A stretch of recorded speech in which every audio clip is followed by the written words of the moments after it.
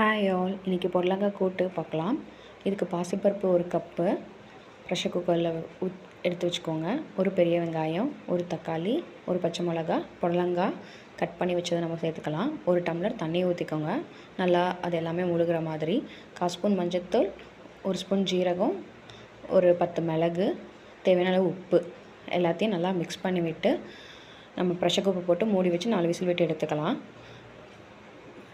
4 whistle வெந்ததுக்கப்புறம் நம்ம பச்சை மிளகா எடுத்துகிட்டு நல்லா மத்தில் போட்டு நல்லா கடைஞ்சிக்கலாம். கடாயில் எண்ணெய் ஊற்றி கடுகு, தாளிக்கில் உளுத்தம்பருப்பு. இது மார்னிங் டைமில் ஒரு ஈஸியான செய்கிற ஒரு லஞ்ச் பாக்ஸுக்கு ரெசிபி. கடலப்பருப்பு, 1 கொத்து கருவேப்பிலை, 2 வரமிளகா போட்டு நல்லா எல்லாத்தையும் மிக்ஸ் பண்ணி விடுங்க. மறக்காமல் வீடியோவுக்கு லைக், ஷேர் அண்ட் சப்ஸ்கிரைப் பண்ணுங்கள். நம்ம தாளித்ததை ப்ரெஷர் குக்கரில் அப்படியே மாற்றி கொட்டிட்டு எல்லாத்தையும் நல்லா கிளறி விட்டுறலாம். சுவையான பொடலங்காய் கூட்டு ரெடி ஆகிடுச்சு. டாட்டா, பாய்.